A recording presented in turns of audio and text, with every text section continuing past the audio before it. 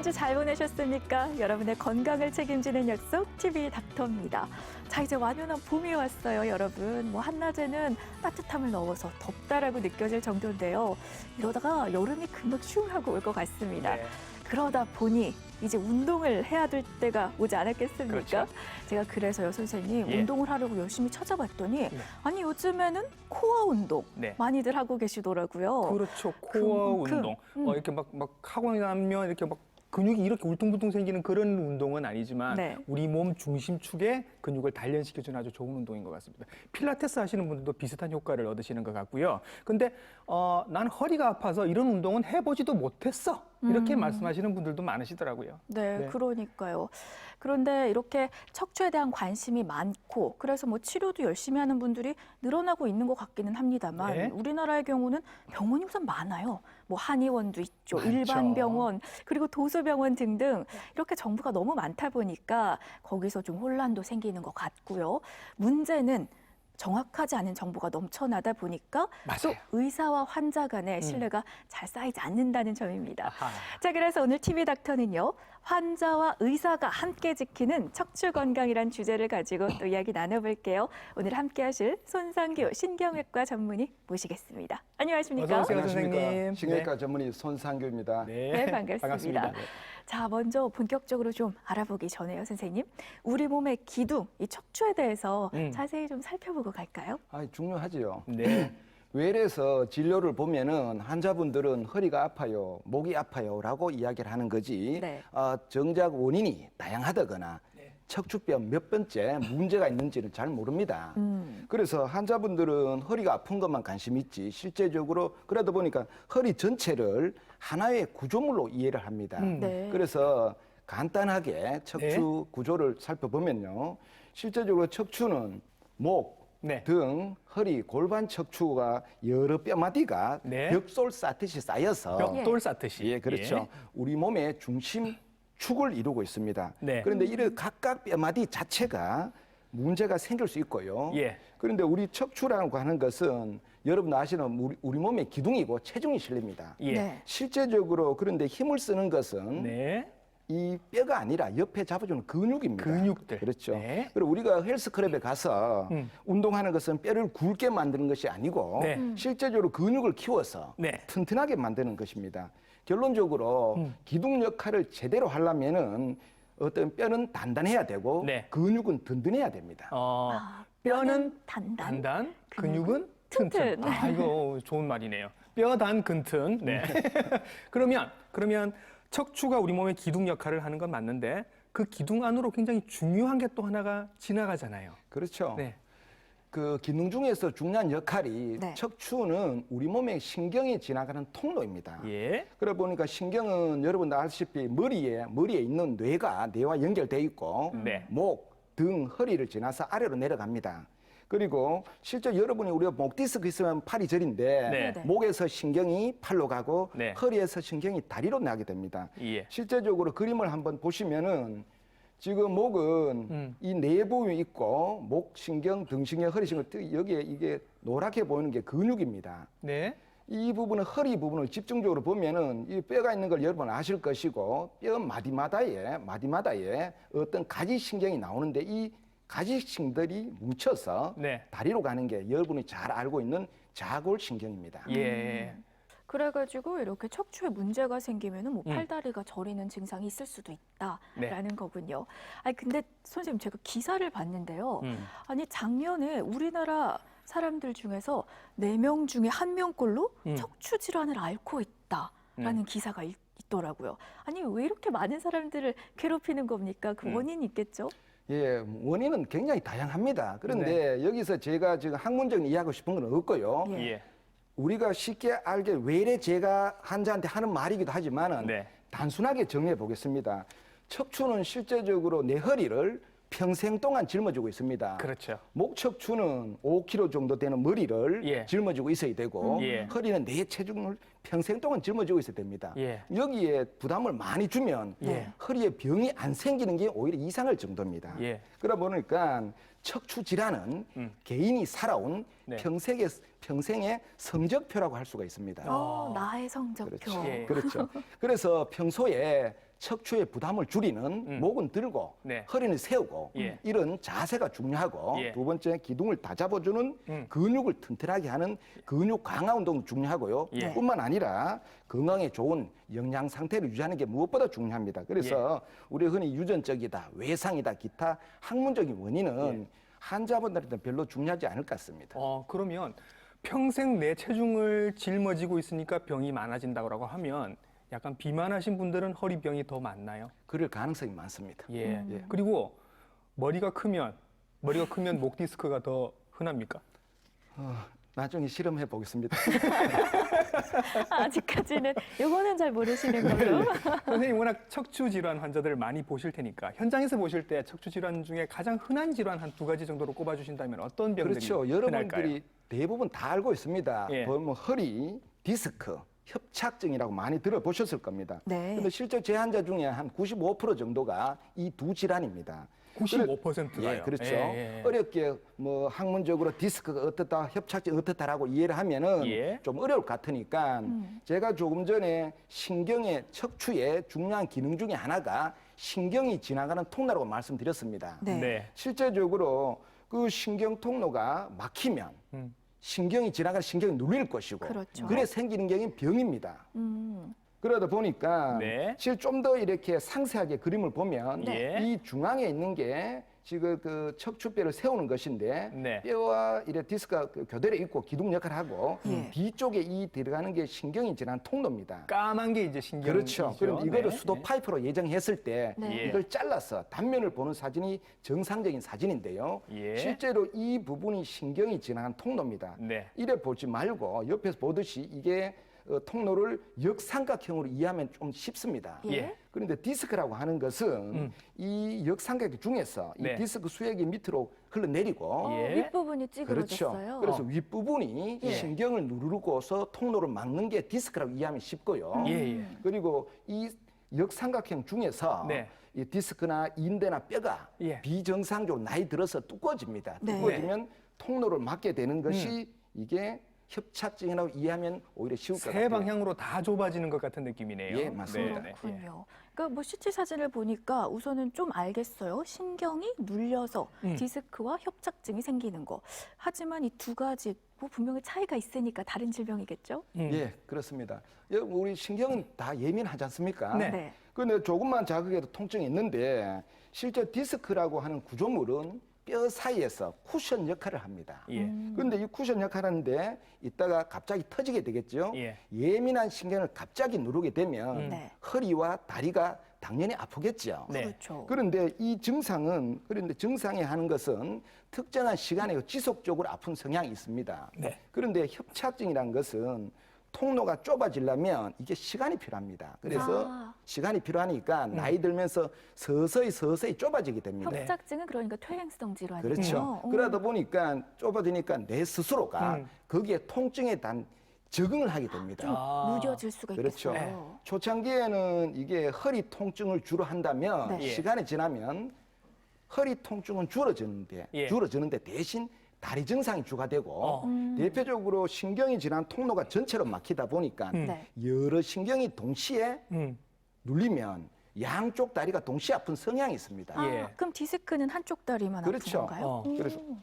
그래서 실제로 보니까 우리가 보면 보통 이렇게 협착증하고 디스크의 큰 차이는 네. 한쪽 다리가 주로 아프다, 그다음에 양쪽 다리가 아프다, 허리 통증도 심하다, 허리 통증 덜 심하다 이렇게 구별하면 좀 더 될 수가 있을 것 같습니다. 일단 뭐 연령대가 좀 차이가 있는 것 같고 그러네요. 통증도 조금 차이가 있는 것 같은데 가장 중요한 게 통증에 있어서 협착증이랑 디스크가 어떻게 다른지를 조금 더 자세하게 그렇죠. 설명을 해주시면 좋을 것 같아요. 예, 방금 말씀드렸다시피 증상인데 차이가 분명히 있습니다. 예. 실제적으로 디스크는 모든 연령대에서 발생하는 게 디스크이기 때문에 그리고 여러분 통증의 특징은 일단 허리, 엉덩이, 다리, 예. 발까지 이렇게 통증과 저림감이 있습니다. 네. 그런데 제가 실제적으로 그러고 아픈 한쪽 다리만 아픈 성향이 있고요. 네. 우리가 조금 전에 그 척추 구조를 이야기할 때 예. 척추 마디마디마다에 예. 신경이 나온다고 말씀드렸습니다. 네. 그러면 디스크는 동시다발로 나오는 경우도 있지만 대부분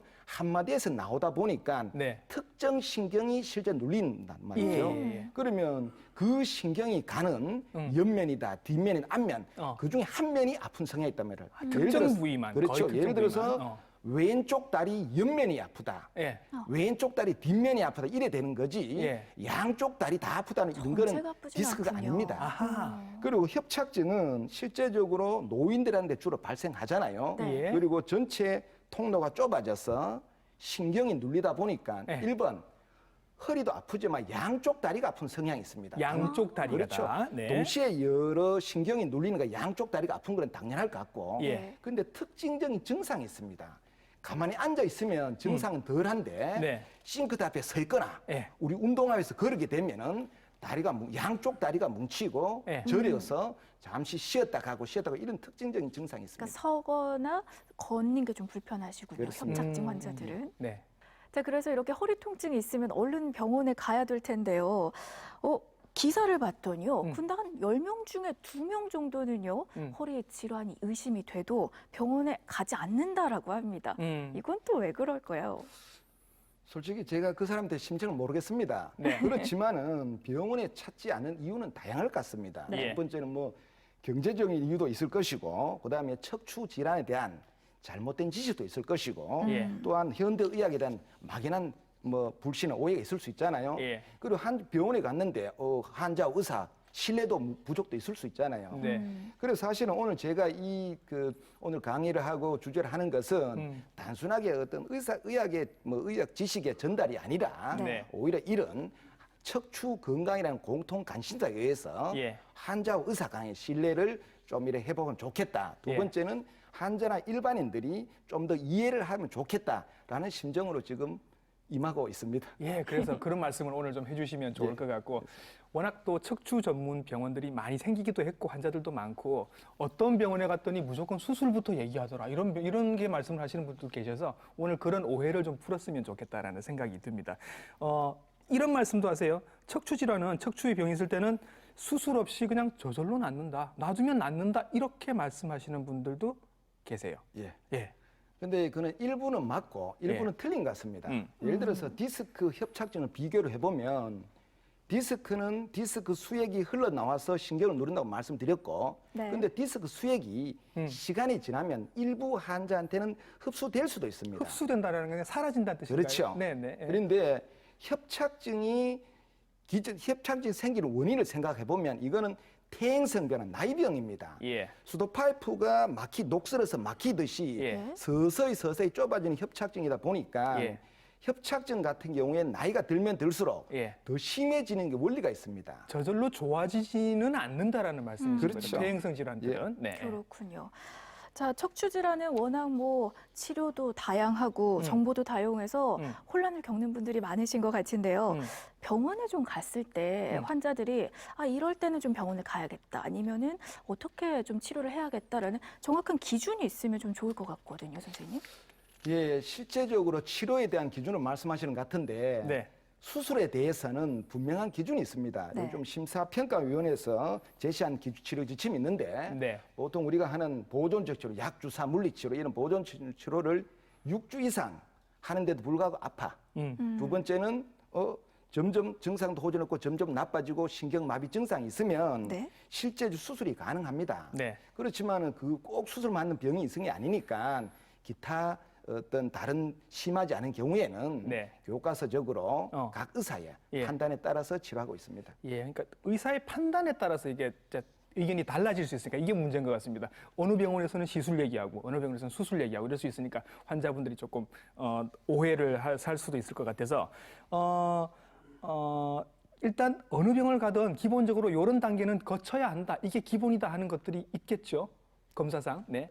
보통 환자분이 병원에 오는 거에 사실은 병원마다 치료라든지 조금이라도 진행하는 다를 수가 있잖아요. 예. 네. 그러면 가장 중요한 거는 결국은 환자들은 아파서 병원에 왔고 네. 의사들은 거기에 치료줄 의무가 있잖아요. 그렇죠. 그러다 보면은 실제 의사가 해야 될 일이 중요한데 그게 결국은 분명하게 환자와 해주면은 환자 의사의 신뢰를 쌓는 게 있단 말이죠. 그렇죠. 그러면 지금 환자가 해야 될 가장 중요한 역할은 네. 벌써 엑스레이 찍고 당신은 무슨 병이다 네. 라고 이렇게 하는 것이 아니라 예. 정확한 진단이 먼저 돼야 될 것 같습니다. 그렇죠. 정확한 진단이 되려고 하면은 실제적으로 정밀 검사를 하자면 알 수가 없습니다. 네. 정밀 검사가 중요한 이유는 네.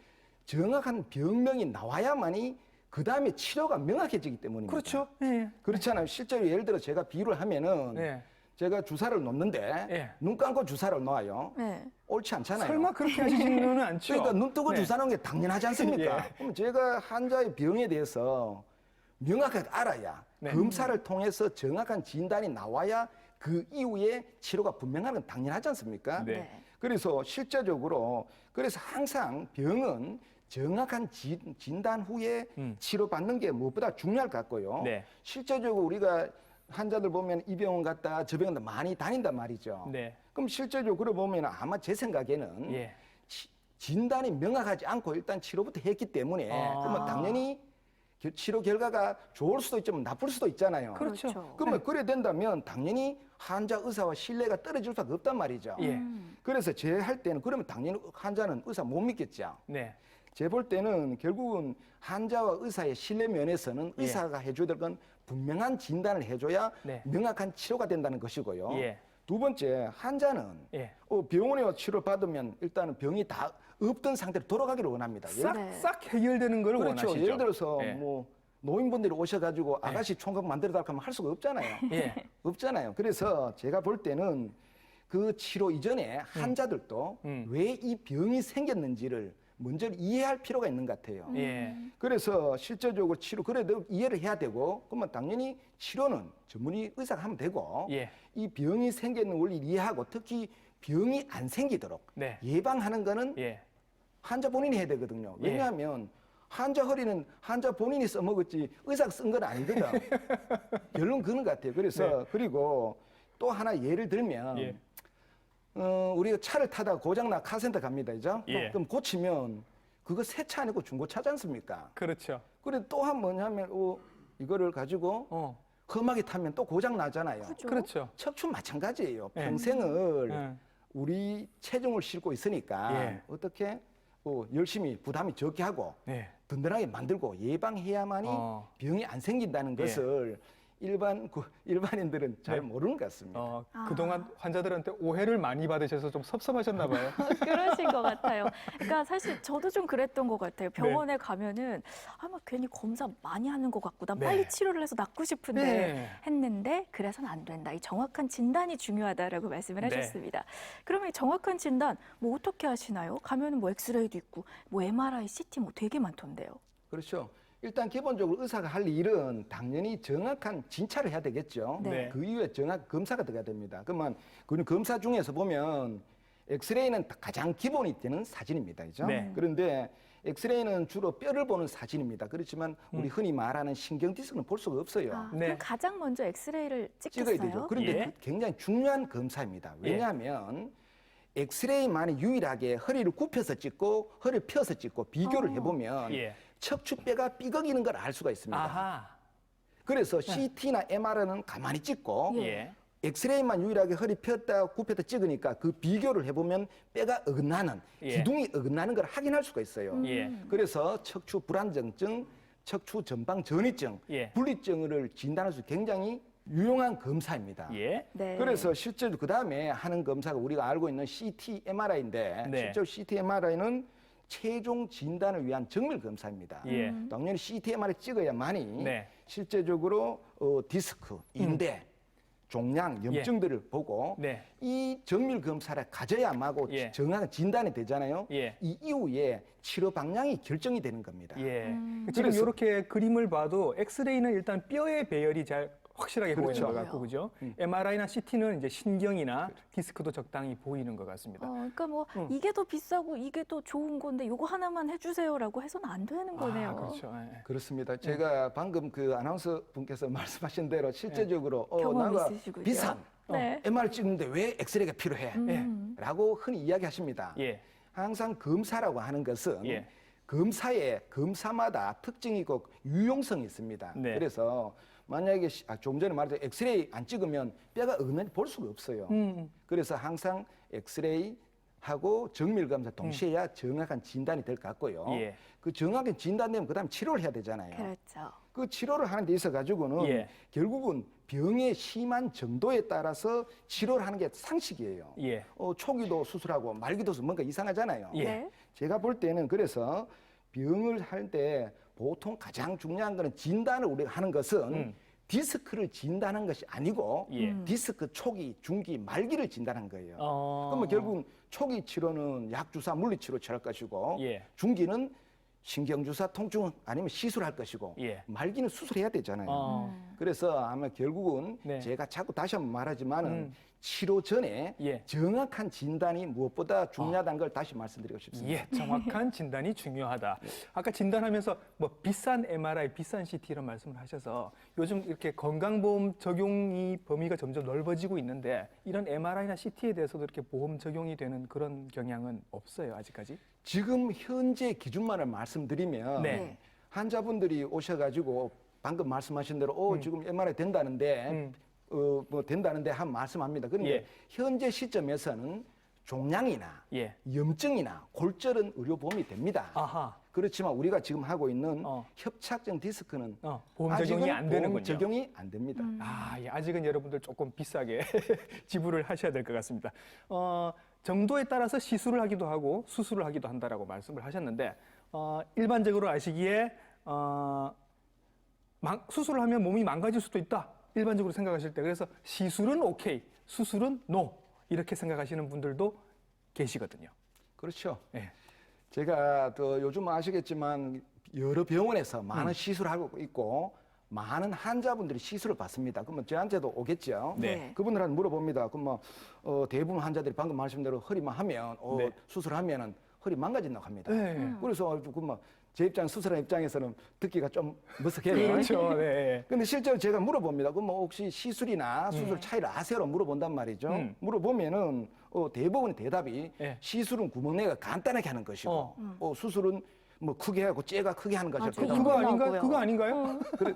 두 분도 그래 알고 계시잖아요. 네. 그럼 대부분 그런데 이거를 정확하게 잘 모르잖아요. 네. 그래서 제가 그림을 가지고 간단하게 좀 정리를 좀 했으면 좋겠습니다. 네. 실제적으로 이 그림을 보시면 이 부분이 정상신경입니다. 네. 예. 여기를 보면 디스크 터져서 이렇게 신경을 누르는데 튀어나와서 누르고 있죠. 그렇죠. 예, 그러면 이게 신경이 자극되겠죠. 예. 예. 자극될 때 이 덩어리 자체가 예. 신경을 누르는 물리적 신경 자극이 있고요. 네. 이 압박된 신경 주변으로 많은 염증 화학 물질이 나옵니다. 아. 그러면 다시 한번 화학적으로 신경을 자극하게 됩니다. 그러면 네. 디스크 터졌을 때는 예. 덩어리에도 누르지만은 예. 화학적인 자극도 있단 말이죠. 그럼 두 가지를 다 치료를 해야 되겠네요. 그렇죠. 네네. 그런데 통상적으로 시술의 목표는 네. 목적은 디스크 덩어리를 어떻게 하는 게 아니고 네. 염증 화학적인 자극을 없애는 게 통상적으로 시술이고 시술이고. 그렇죠. 수술이라고 하는 것은 이 덩어리 자체를 예. 제거하는 걸 없애는 목적으로 거. 하고 있습니다. 아, 네. 그러면 그냥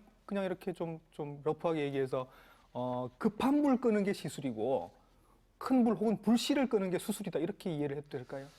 그거는 조금 약간은 좀 네. 차이가 있는데 예, 예. 그보다는 병의 크기에 따라서 치료 방향을 결정한다고 하는 게 맞습니다. 예, 예. 만약에 우리가 디스크라고 하는 것은 실제적으로 신경 압박 차원에서 따졌을 때 1만큼 누를 수도 있고 10만큼 누를 수도 있잖아요. 네. 그러면은 결국은 물리적 요소가 많은 10만큼일 때는 물리적 자극을 없애는 게 당연한지만 그래야 되겠죠. 그렇죠. 예, 예, 그러면 1만큼 자극되더라도 염증 화학적인 자극은 있을 수 있단 말이죠. 예. 그때는 물리적 요소는 제거할 필요 없이 예. 염증 화학적 자극을 없애면 되잖아요. 그럴 때 그 선택하는 거고 그래서 방법을 선택할 때는 네. 가장 중요한 병의 심한 정도를 가지고 네. 판단하는 거지 자기가 선호한 방법으로 하는 것은 그러네요. 결국은 돈만 쓰고 다시 수술 받게 됩니다.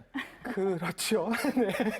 아니 그러면은 이 시술 방법에도 좀 여러 가지 종류가 있다고 들었거든요. 어떤 것들이 있어요? 가장 대표적인 것이 네. 경막외곽 신경 성형술입니다. 일단은 환자를 수술 테이블에 눕히고 네. 그다음에 요즘은 좋은 동영상 엑스레이 기계가 있습니다. 예. 그걸 보면서 꼬리뼈 부위에 거기다 국소 마취를 하고 예. 특수관을 신경 통로로 밀어 넣습니다. 네. 네. 이래 실제 여기서 그림을 보다시피 밀어 넣으면 여기에 붉게 있는 곳이 문제인데 네. 정확한 위치를 들어갔는지를 동영상 엑스레이 기계를 보면서 확인을 합니다. 예. 확인한 후에 이 부에 여러 약재를 넣습니다. 예. 그 약재, 약물의 주 목적이 염증화학적 자극을 없애는 것입니다. 예. 그래서 그 약물 중에서 일부는 터져 나온 디스크를 네. 약간 탈수를 조장하는 게 있습니다. 그러면 예. 조금의 물리적 요소도 없어질 가능성이 있겠죠. 예. 이렇게 하는 것이 경막외곽 신경 성형술입니다. 경막 외강으로 들어가서 하는 신경 성형술. 그렇습니다. 레이저를 가지고 하신다라는 건 또 어떤 얘기인가요?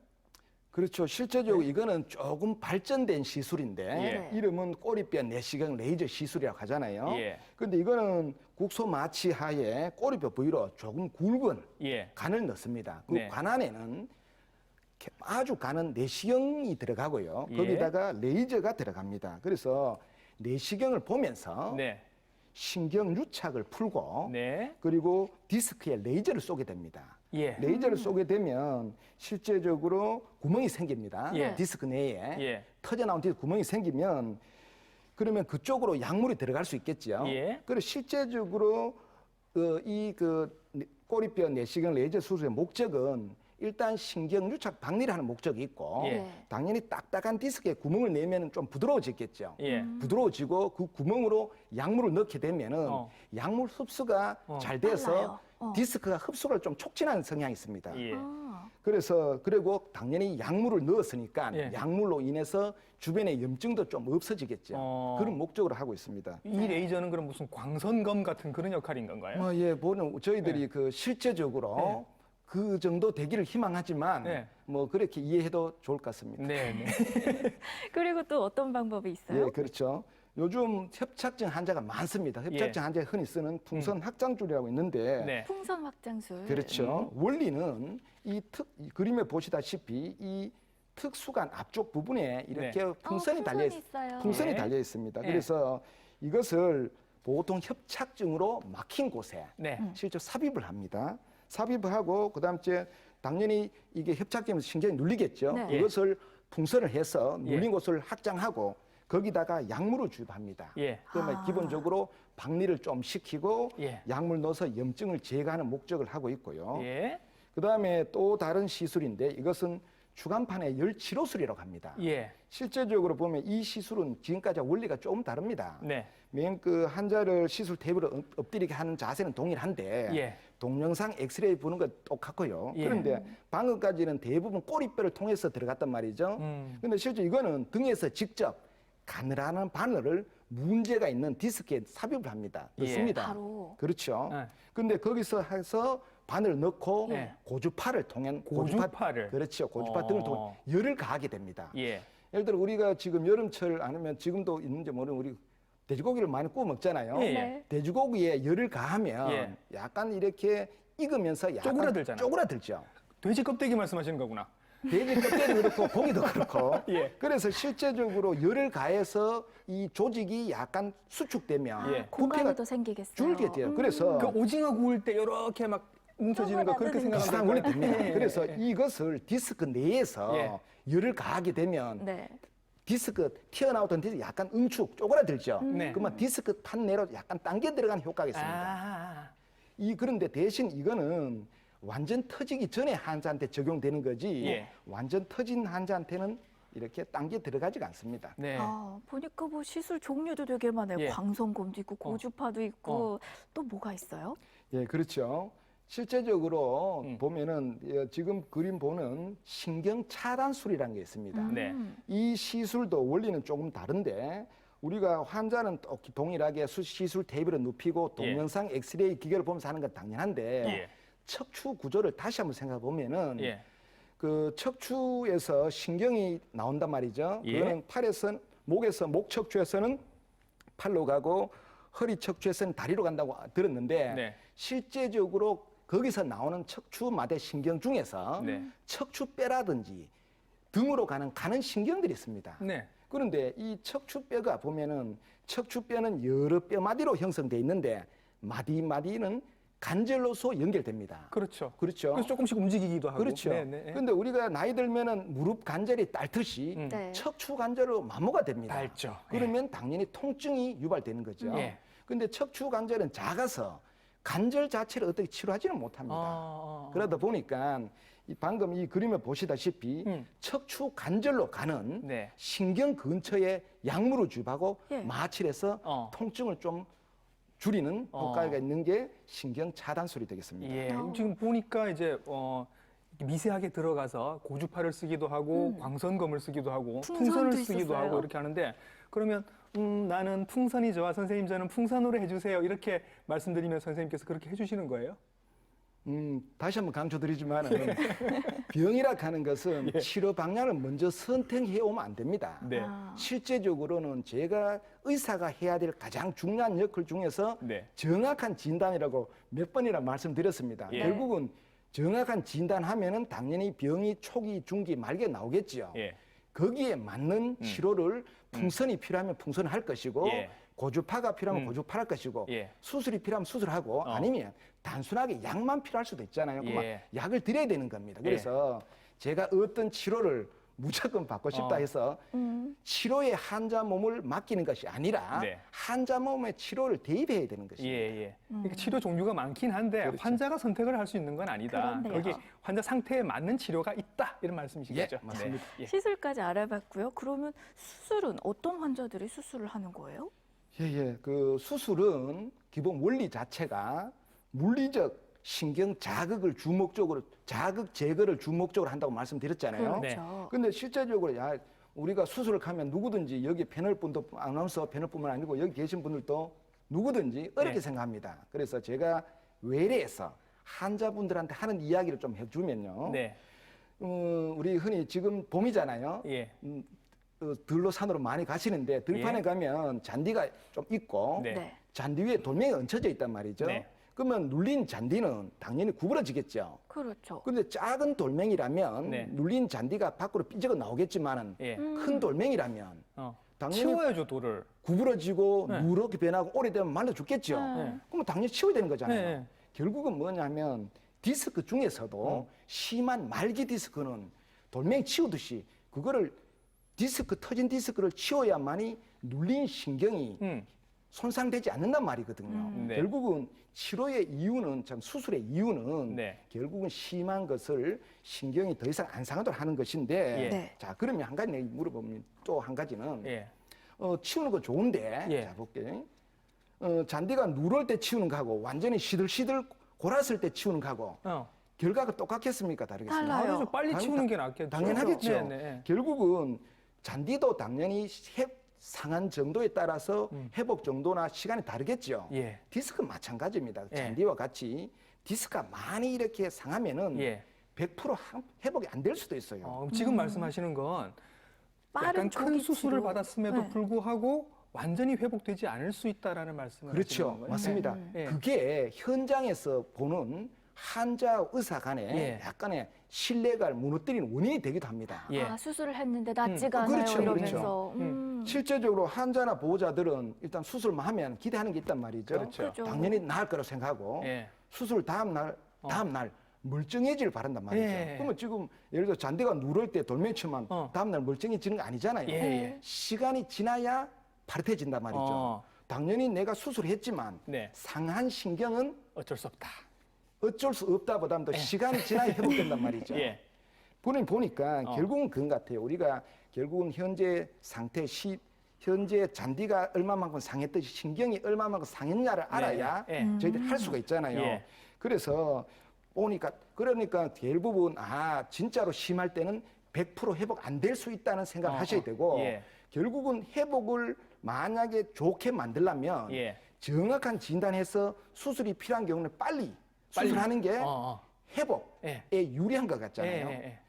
제가 왜 이 말씀 드리냐 하면 시중에서는 예. 우리가 보면은 하다가 안 되면 이 치료 저 치료 회복 안 되면 수술하라는 말이 흔히 하시잖아요. 그 단계별로 해서 처음에 그냥 약을 써보다가 그 다음에 안 되면 시술 받고 시술도 안 되면 수술한다 이렇게 생각하시는 분들 계시잖아요. 그렇죠. 예. 근데 저는 그 말을 전문가들 외에는 일반인들은 사실은 생각하는데 그 예. 말은 사실은 틀린 말입니다. 아, 자, 예를 들어서 이런 게 보면은 말기 환자가 있었어요. 예. 근데 뭐 약 써보고 시술하고 시간 다 보내고 마지막에 상할 때 와서 수술한다.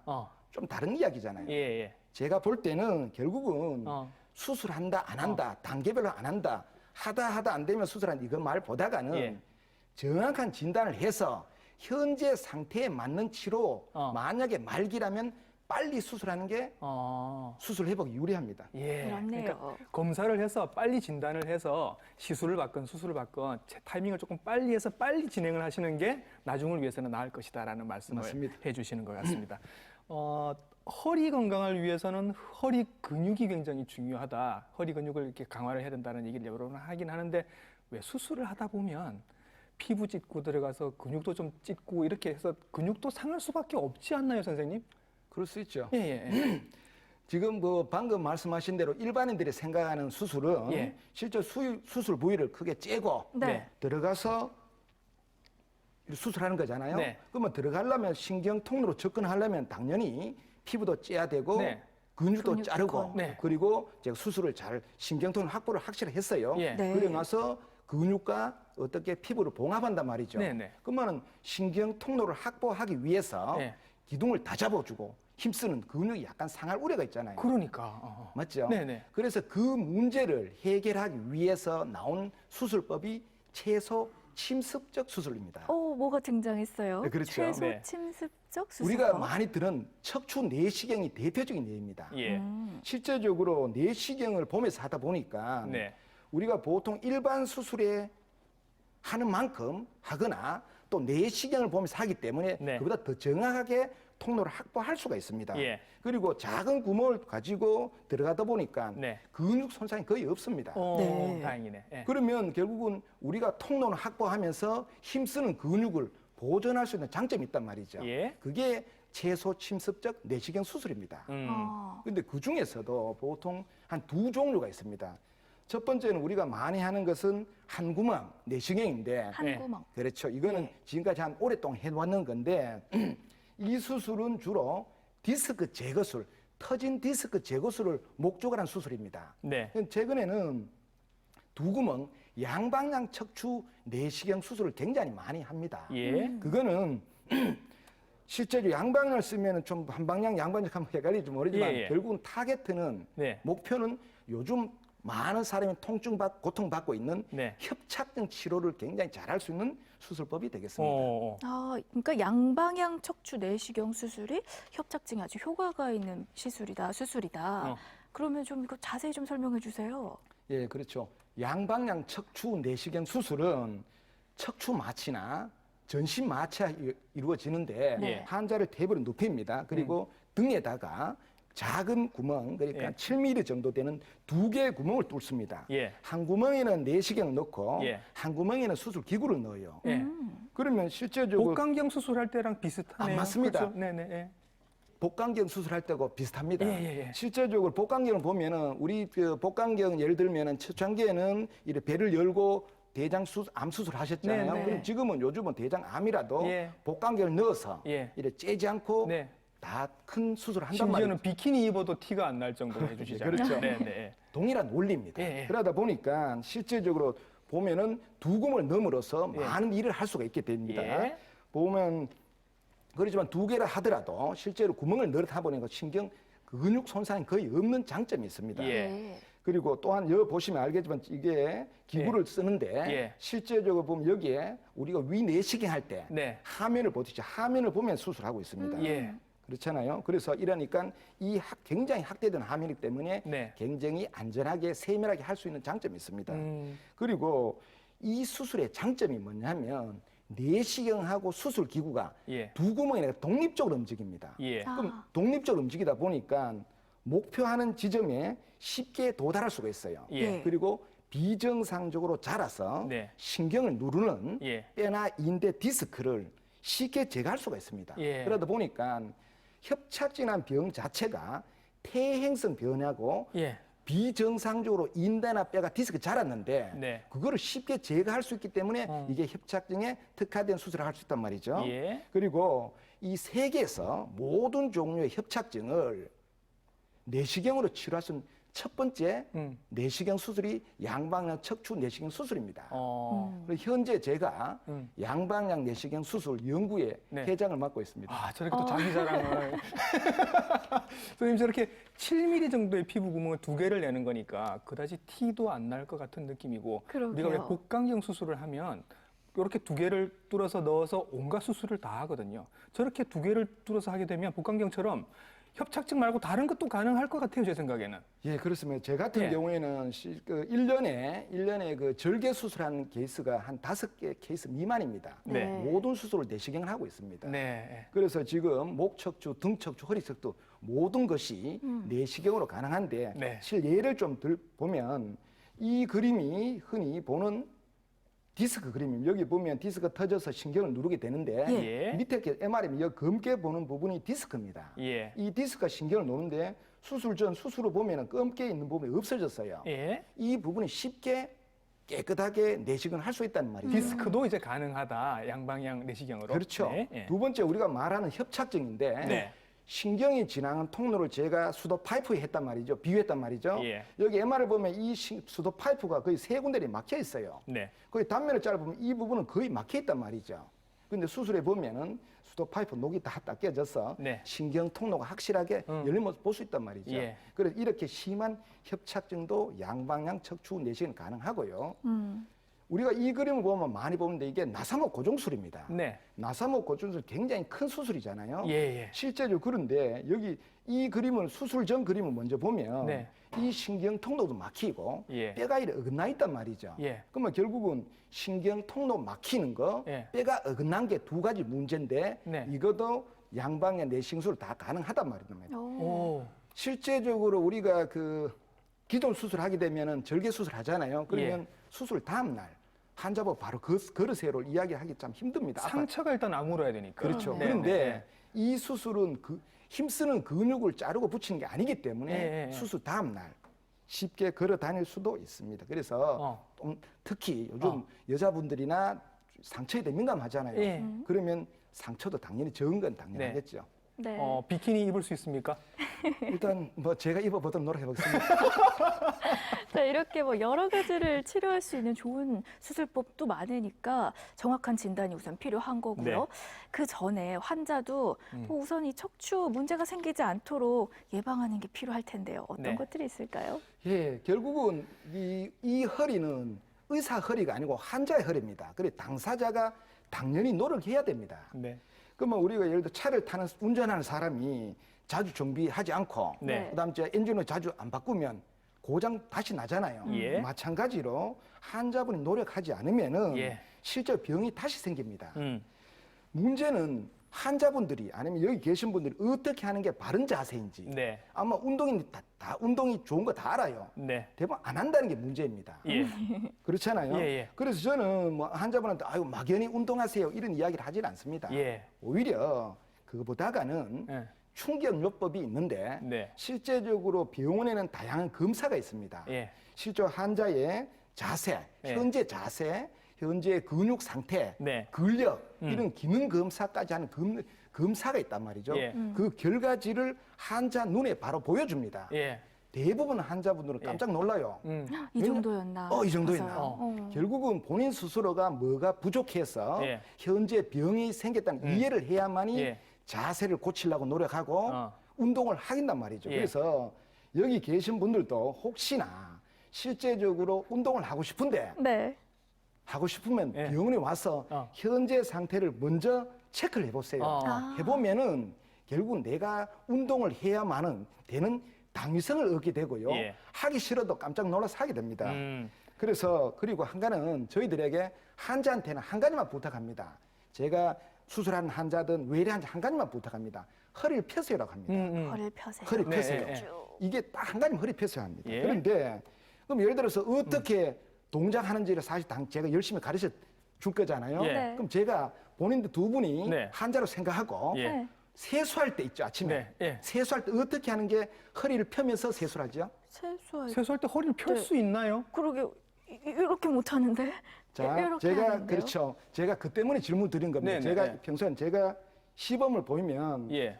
예를 들어서 실제적으로 통상적으로 이 허리 하잖아요. 네네. 이 그림은 당연히 무릎이 펴고 허리를 굽힌단 말이죠. 네. 근데 우리 그 남자들은 군대 갔다 만약 발을 약간 엇갈리게 잡는단 말이죠. 예, 예. 짝다리. 엇갈리게 하고 네. 그리고 이쪽 앞에 있는 발을 굽히고 뒤에 예. 다리를 펴게 되면 이러면 세수가 쉽게 됩니다. 예, 예. 그러면 실제적으로는 세수는 하지만 허리는 현재 펴진 상태거든요. 아. 결국 왜 이 말씀 드리냐면 조금만 신경 쓰면 일상생활 동작에서 예. 허리를 펴면서 대부분 행동을 할 수가 있습니다. 예. 그렇네요. 그래서 한 가지 더 말하면 우리가 흔히 물건을 들 때 네. 허리를 펴고 무릎을 굽히란 말 하잖아요. 예. 그래서 모든 동작을 허리 펴게 하면은 허리 건강에 무조건 유리하게 되겠습니다. 아, 요거 꿀팁이네요. 세수하실 때 이렇게 한쪽 다리 뒤로 빼서 이렇게 하시면 허리를 편 채로 세수가 가능하다. 특히 예. 건강한 분들은 건강한 사람 모르겠지만 네. 환자분들은 뭔가 문제가 생겨서 병이 생겼단 말이죠. 예. 그분들은 더더욱 철저하게 음. 허리 펴는 게 중요할 것 같습니다. 예. 자, 이렇게 해서 생활 습관에서 지킬 수 있는 좋은 자세까지 알아봤는데요. 네. 끝으로 뭐 척추 때문에 고민하고 계시는 우리 환자분들 그리고 관심 있는 많은 분들께 한 말씀 해주시죠. 예, 그렇습니다. 제가 지금은 그 단순한 의학 지식의 전달을 사실 하고 싶은 거 아닙니다. 제가 실제적으로 많은 환자를 보고 앞으로도 많은 환자 봐야 될 텐데 결국은 의사와 환자로 만났다면 공통 관심사는 환자의 척추 건강입니다. 그러면 척추 건강이 오랫동안 회복되고 유지되려면 의사가 해야 될 일은 분명히 있습니다. 뿐만 아니라 환자가 해야 될 일이 분명히 있습니다. 그래서 환자와 의사가 동시에 노력해야 이 환자분의 척추 건강이 좋아지고 네. 그래야만이 점점 의사와 환자가 신뢰가 쌓일 것 같습니다. 네. 네. 아까 말씀하셨죠. 척추는 내가 어떻게 살아왔는지에 대한 성적표다. 아이고, 네. 여러분은 성적표 자신 있으십니까? 왜 성적표 받고 나면 항상 후회하잖아요. 네. 미리미리 공부 좀 할 걸, 예습 좀 할 걸. 맞아요. 여러분 지금 척추 건강 미리미리 관리 잘 하셔가지고요. 네, 척추 건강 잘 지키시기 바라겠습니다. 오늘 함께해 주신 손상규 신경외과 전문의 고맙습니다. 수고하셨습니다. 네. 자, 요즘 주말이면은 뭐 봄바람도 살랑살랑 불겠다 등산하러 가시는 분들 많이 계시죠? 예. 근데 미리 운동하지 않고 스트레칭이나 이런 거 없이 마구 올라가시면 크게 문제가 될 수 있다고 하니까요. 예. 유의하시기 바랍니다. 네, 등산하실 때 팁 제가 몇 가지 더 드릴까요? 빈 배낭이라도 등에 매시는 게 나중에 뒤로 넘어졌을 때 척추를 보호하는 역할을 하니까 빈 배낭이라도 매시는 게 좋다고 하고요. 등산 스틱 많이 쓰시는데 특히 하산할 때 안전하게 내려갈 수 있으니까 등산 스틱 안 쓰시는 분들은 지금부터라도 쓰시는 게 좋을 것 같습니다. 무엇보다도 본인 체력에 무리하지 않게 스케줄 잘 짜셔서 해지기 전에 산에서 내려오시는 게 제일 중요할 것 같습니다. 그렇게 해서 안전하고 즐거운 산행 되시기 바라겠습니다. 네, 다음 시간에도 알면 도움이 되는 건강 정보 준비하겠습니다. 건강한 치아와 잇몸 바로 알기란 주제를 가지고 또 전문의와 이야기 나눠볼 테니까요. 한 주 건강히 잘 보내시고 다음 주에 뵙겠습니다. 여기서 마치죠. 여러분 고맙습니다. 감사합니다.